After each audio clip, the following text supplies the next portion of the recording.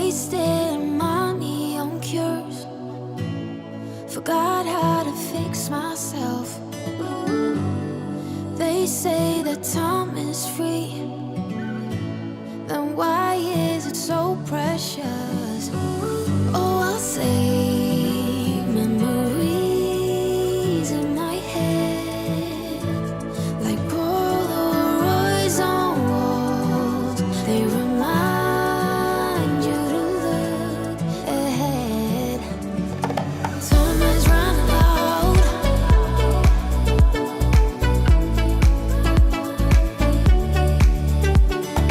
Time is running out.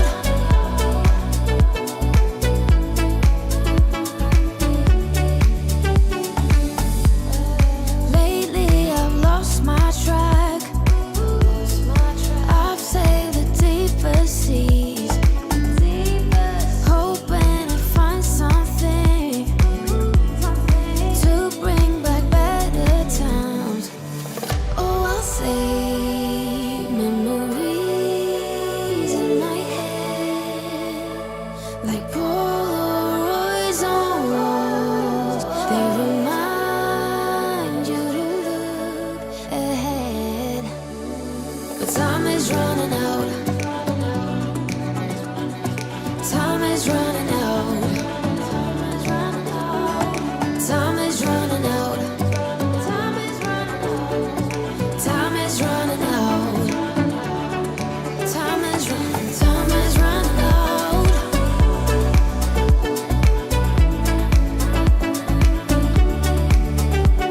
But time is running out.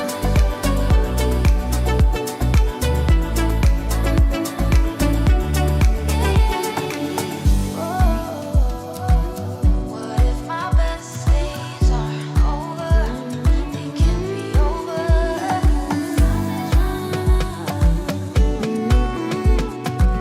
They can't be over now.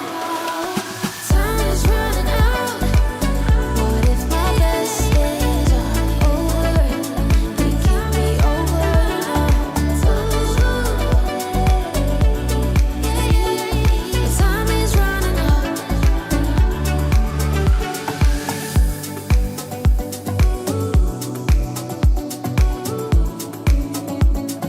Time is running out.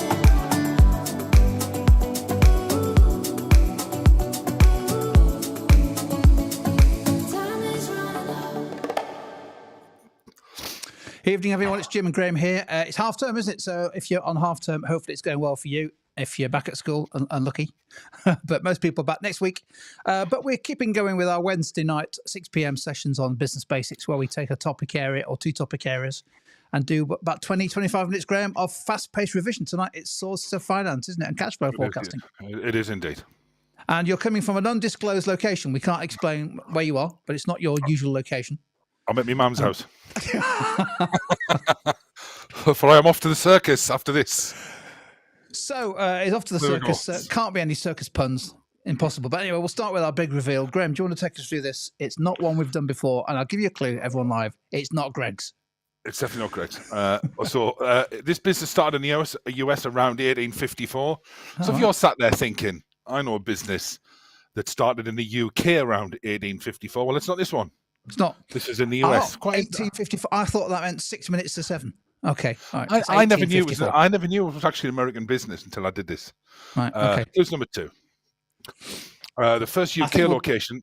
I think we're going to win tonight. I think we're going to beat the audience. I was born in 1972, so two great things happened in 1972. The first location of this business in the UK, and I was born, so not in that store actually. Didn't clue number 3. Sunderland beat Leeds that year? Or was that the year after? That was 73.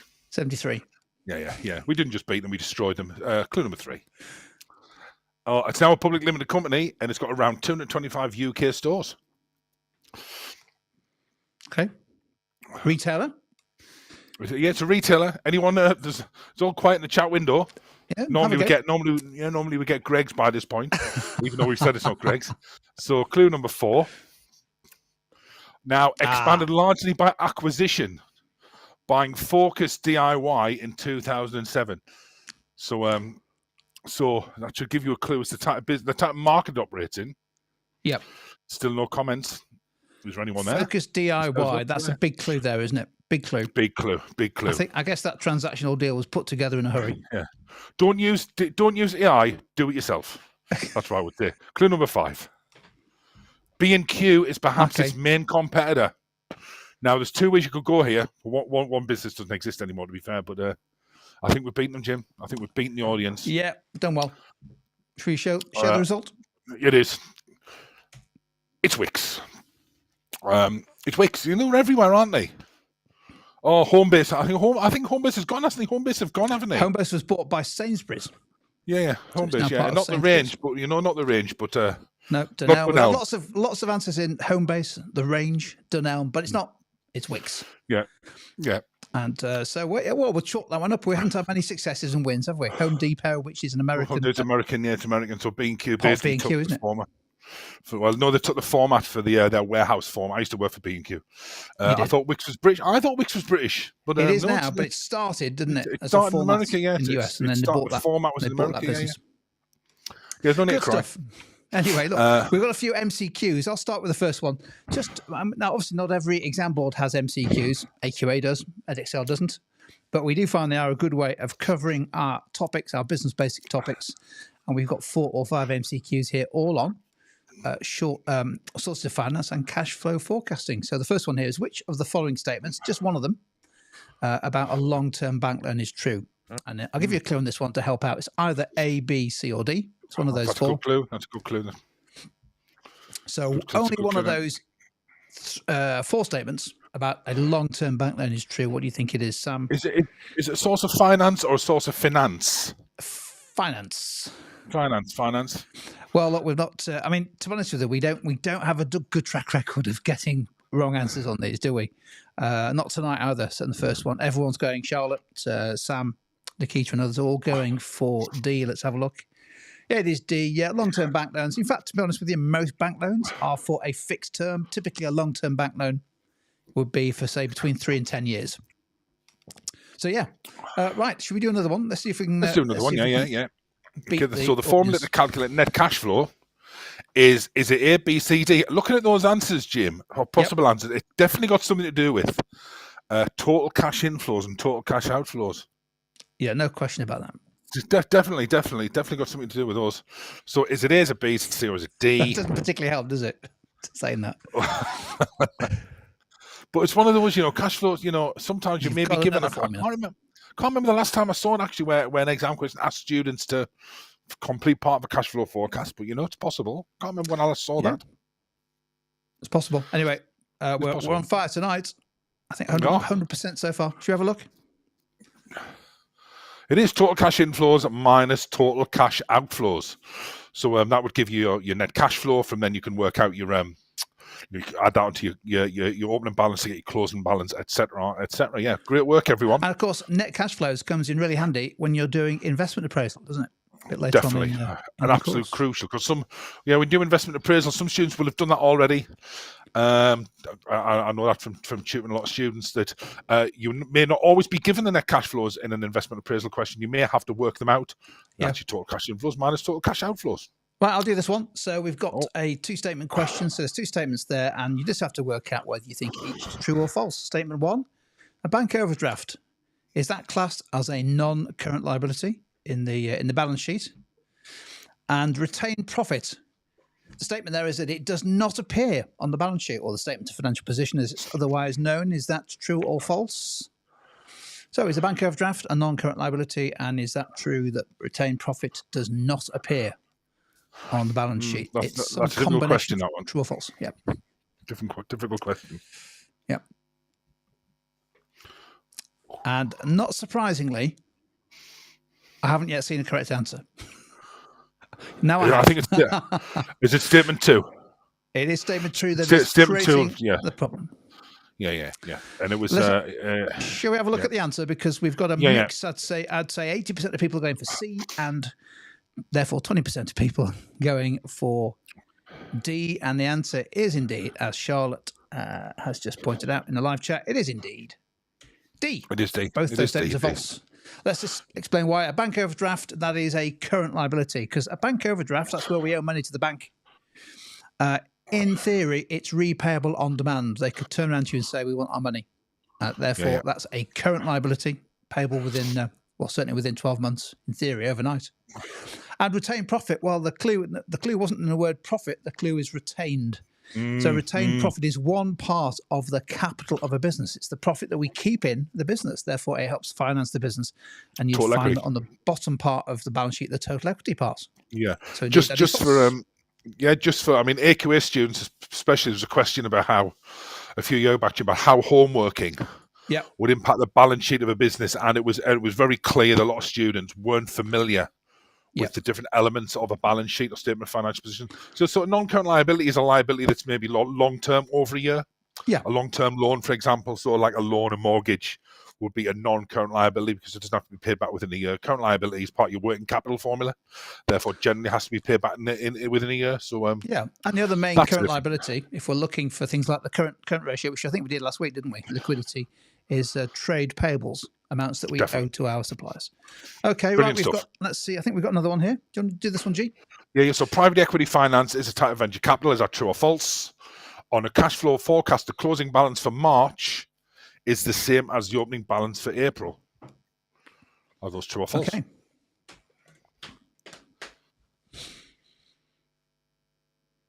So they're definitely true or false, aren't they? They're definitely one of those. As always. So what do we think? So we think the first one's false. So lots of D's coming through. So we think so both of those. So we think both of those are false. I'm not sure I agree with that. No, it's not a lot of answers coming through, which shows that these are causing a few little issues. C question mark. So if we're saying C, we're saying statement 1 is false. Statement 2 is true. Yeah. So we've got every letter here. We have got. It's like a game of Scrabble. It's like a game of Scrabble. Shall we reveal the answer? Yeah, they're both true. Private equity finance is a type of venture capital. You're getting equity in the business, and the cash flow forecast, the closing balance for March is the opening balance for April. It's always the same. So your closing balance for August will be your opening balance for September. It carries over the months, doesn't it, Jim? Carries over the months. Yeah, if you end up the last day of March with 10,000 in the bank, would you believe it? When you wake up a minute later in April, it should still be £10,000. Yeah. So overdose A, overdose R, or whatever that. Yeah, it is a type of venture capital. Yeah, it is a type of venture capital. Private equity is a type of venture capital. In fact, it's in the new A-level AQA specification. Private equity is like professional venture capital firms and funds. So what does statement 1 mean? What statement 1 means is private equity finance.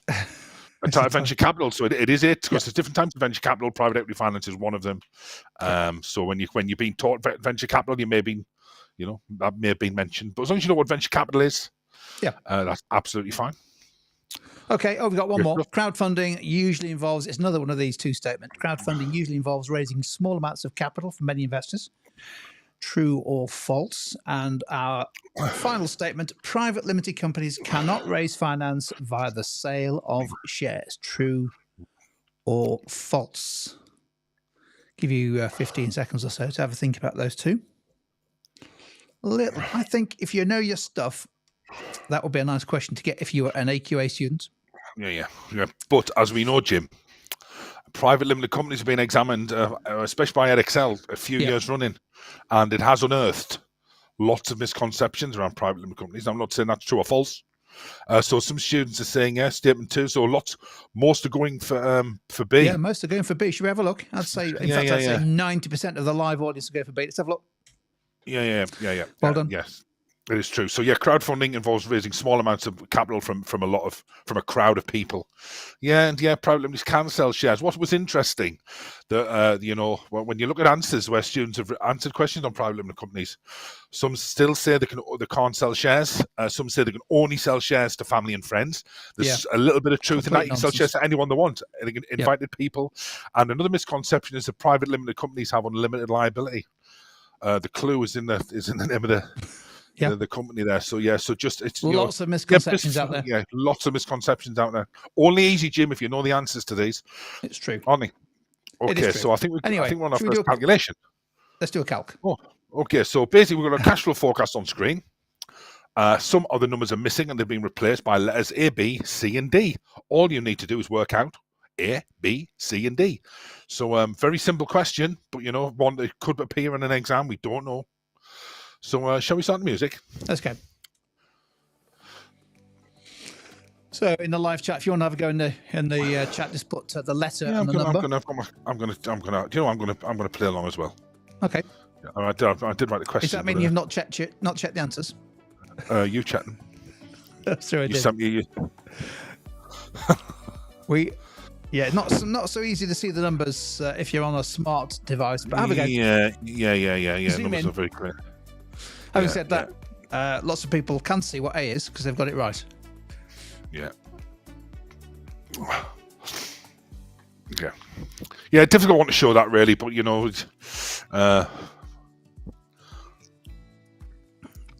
Let's get our graphic designer on the case for next time. yeah. Or we could have just made it full screen, couldn't we? We could have took the headings off, couldn't we? To be fair, I think it looked okay when I designed it. Looked okay to me. It's not stopping the live stream audience. They're throwing answers into the live chat. Lots of people saying A is 24,000. I did have binoculars when I was doing it, mind. Looks like 7,500 is a common answer for B. Yeah. We've had some in for C as well. It should be the cash inflows less the cash outflows, won't it? Yeah. So really, I mean, before we really answer, A would be 44,000 minus 20,000. Yep. That would give you A. B would be the all the rent, wages, loan repayment, other costs added together. A net cash flow would be your total cash inflows minus what B is, which I think is about 36,500. I think from memory. And then you can work backwards to work out the opening balance. So shall we reveal the answers? Let's do it. Let's do it. So there we are. So I think a lot of students got those right. Yep. So we know the net cash flow was 36,500, and the closing balance was 51,500. And the opening balance must have been 15,000 by working backwards. And it was great to see. Yeah, the numbers weren't that clear, but I think everyone's had a go. Yeah, everyone's had a go. So great stuff. So just remember, I think the most important thing to remember about a cash flow forecast is that so how to work out your net cash flow, and then from there working your opening balance and your closing balance. They're the really important elements of a cash flow forecast. The closing balance of one period is always the opening balance of the next. Always has to be. So March's opening balance will be 51,500. 51,500. Yeah. Great and stuff. then the whole process starts again in March. Good. Okay, so we've got. I think we might have one more calculation coming up at the end, haven't we? But we've got a little unbalanced activity here, G. Yeah.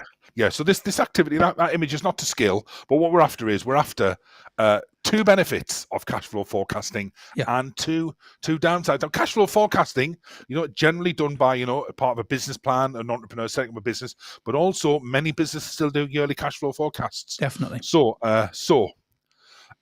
in the chat window, can you please identify or highlight any benefits you associate with a cash flow forecast and any limitations or downsides?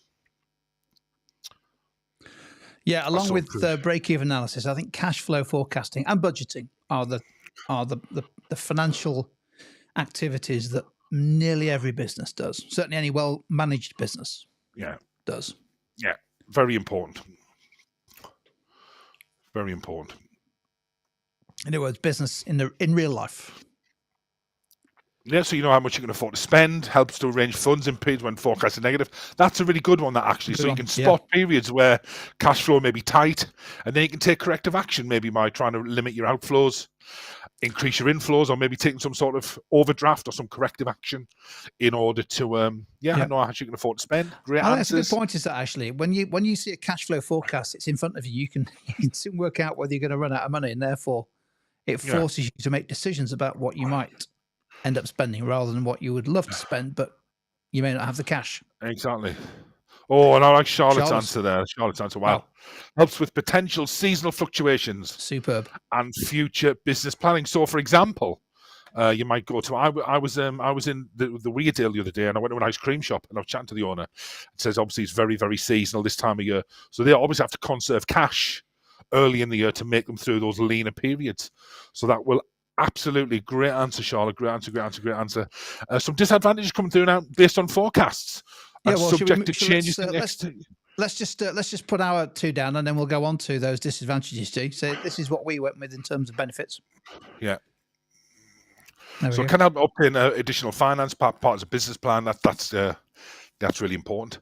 And that can help a business identify potential shortfalls in cash, allowing it to take corrective action. So looking at the downsides now, a lot of students can be inaccurate, too much relying on estimates. I like Nikita's answer, subject to changes in the external environment. Let's stick down the For screen. example, so a competitor may open up, therefore your inflows might be lower than expected. There could be inflationary pressure, which means your outflows are higher than expected. Greggs recently announced, didn't they? They've got to increase their prices due to an increase in national insurance costs. So outflows have increased, and could that affect their inflows if they put the prices up? So you can't predict the future, Jim, can you? Unfortunately, can't predict the future. No, the clue is in the word forecast, isn't it? You're making guesses, judgments about the future. Some of those might be relatively easy to do. I mean, in a business like Greggs, it's relatively easy to forecast what sales and profit are going to be each day and week. But there might be some overriding things that come in during the year which you're not expecting, like the national insurance rise. A lot of businesses did not have that in their cash flow forecast. 20 million, they said, have added to Greggs' costs. Yeah, 20 million. So they've put one of their biscuits up by 5p, which is taking a biscuit, really. So cash inflows and outflows may be missed, especially in the case of startups. So if you're an entrepreneur and you're doing a cash flow forecast for the first time, you don't know what you don't know. I know it's a really corny phrase, but you may miss something, therefore that can cast doubt on your cash flow forecast. And cash inflows and outflows are estimates. Remember, many businesses operate in a dynamic market, which means they are subject to regular fluctuations and therefore have to be taken with a little pinch of salt. Yeah, I think that's Nikita's point, isn't it? It's those changes in the external environment that is the best. With the best forecasting in the world, you're probably not allowed for them. A dynamic market, an external environment change. Makes cash flow forecasting difficult, but it's still important. It is important. Good stuff. Well done on that. Some nice analysis, some nice balance there on our balance scales.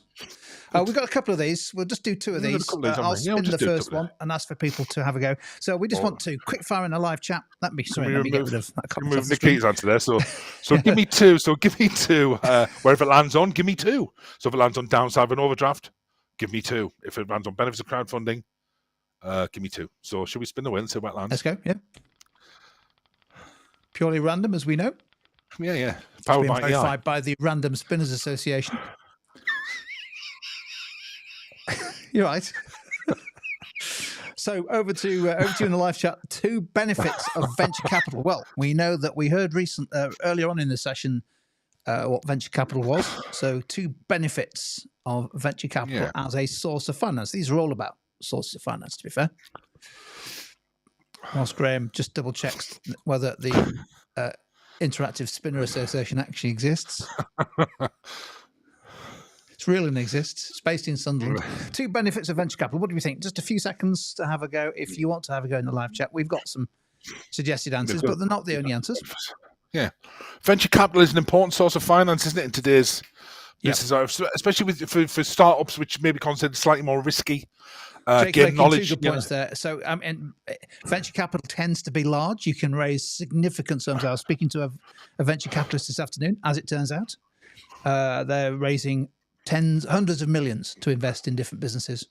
So that's a great way for businesses to raise significant finance. But it's also the knowledge, the expertise that you can gain, which I think is a great answer. What else have we got here? We've got a similar point from Overwood.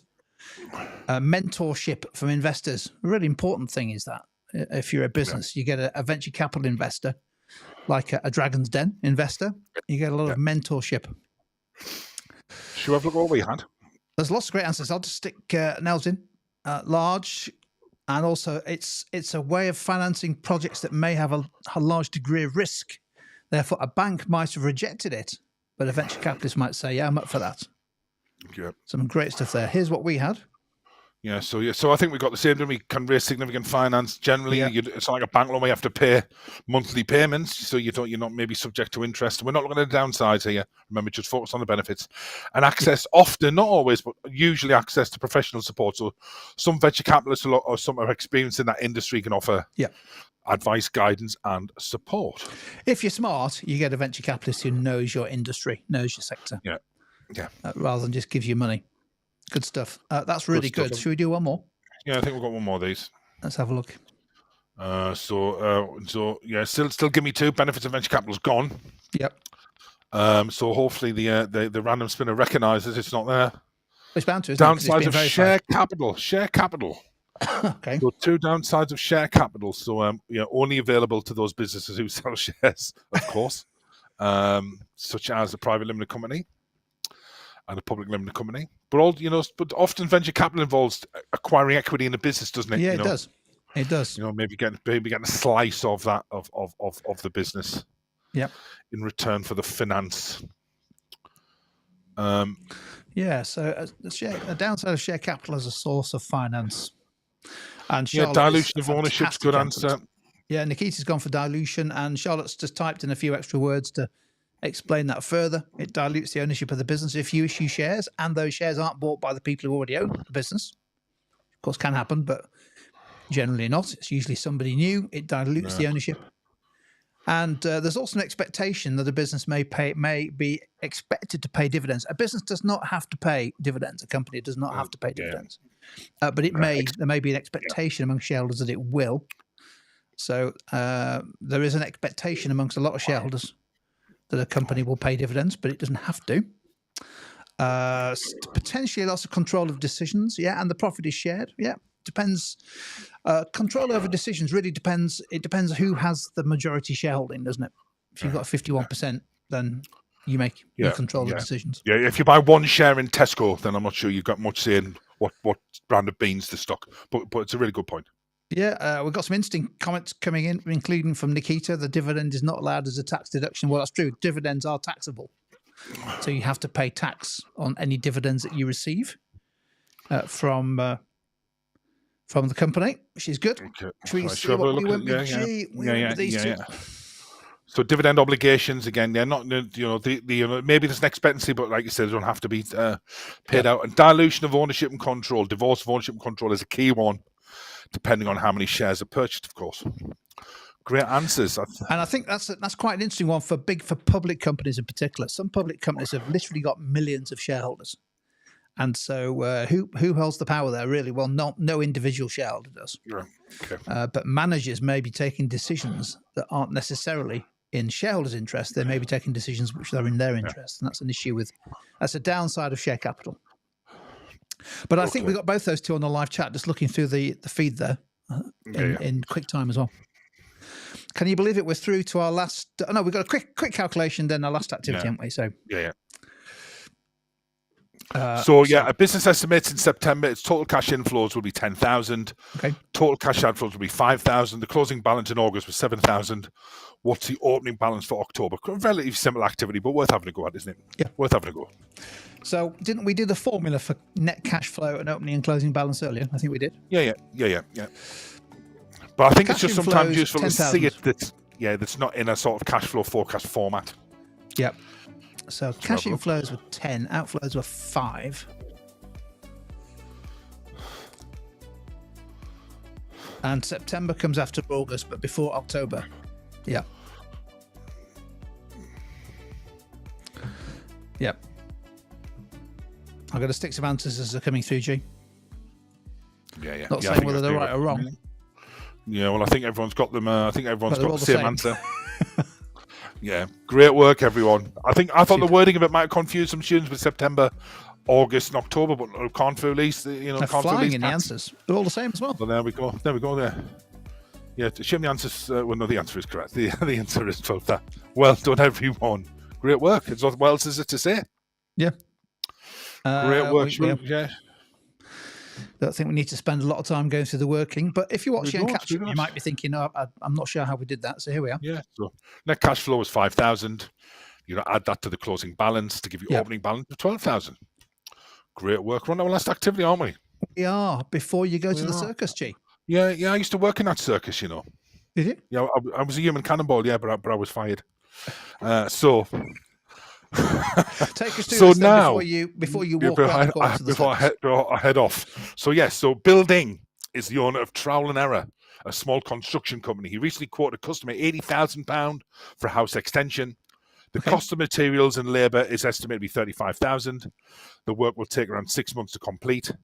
Bill insists on the 10% deposit before the work starts and final payment on completion. So we've got 3 questions here, aren't we? Okay. Let's see yeah, if we can battle through them. So, how much profit will the business make from the extension and conservatory?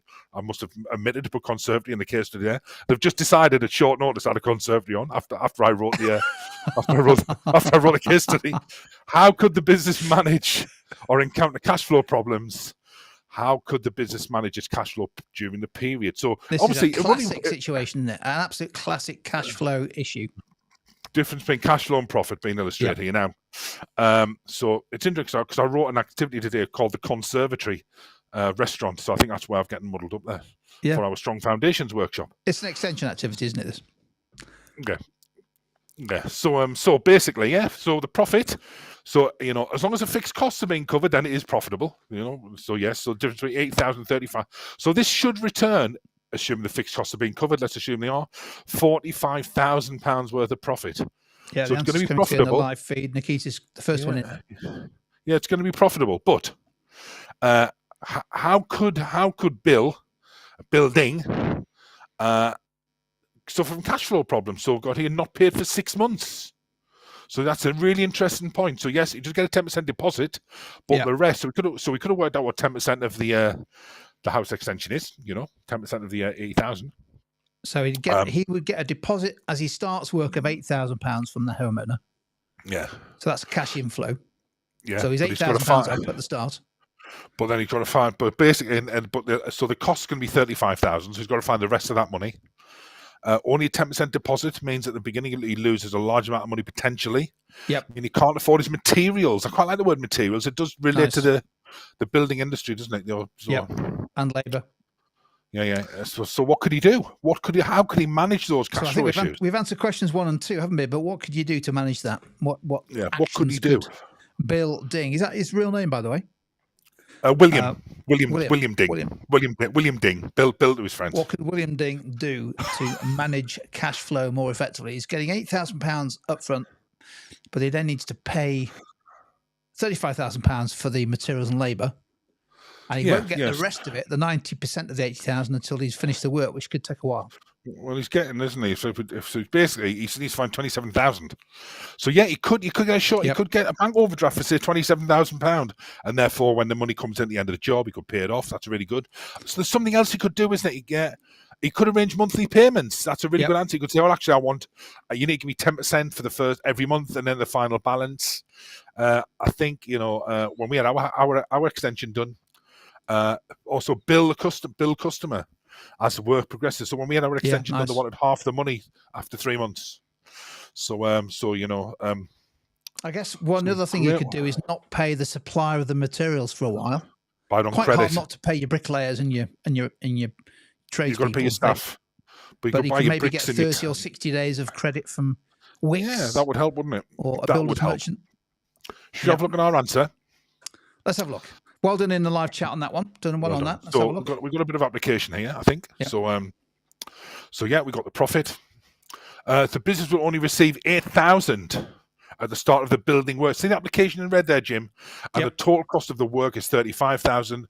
So although the building work is profitable, they could potentially run out of cash. As Bill will need to buy building materials such as roof tiles for the work and pay his workers through the 6 months. So you have some application there. How could the business manage his cash flow well? He could ask for a higher initial payment, maybe 20%. Ask for a further payment when the building 50% of the work is complete. Also buy some of the building materials such as bricks and credit, therefore delaying cash outflows. Great answers, everyone. That's a great activity. Didn't they? Bill the customer as the work is completed, maybe 4 or 5 different stages. It's a great activity that really illustrates it. This is, a lot of profitable businesses, Jim, can run out of cash. They can. It's called overtrading, isn't it? Great work, everyone. Particularly if he's got more than one extension or conservatory at the same time. He could Yeah. soon find himself in the deep stuff, couldn't he? And a spot of bother. But not with the people in the live chat today. They came up with Definitely some not. tippity top advice on cash flow forecast. Right, well done, everyone. That's 30 minutes on cash flow forecasting and sources of finance. I'm going off now to get ready to watch Traitors. Graham's off to watch some clowns running around in a circus. We are back next week at 6 o'clock, mate, aren't we? So enjoy your half term. We'll see you this time next week. Thanks, everyone. Cheers, all.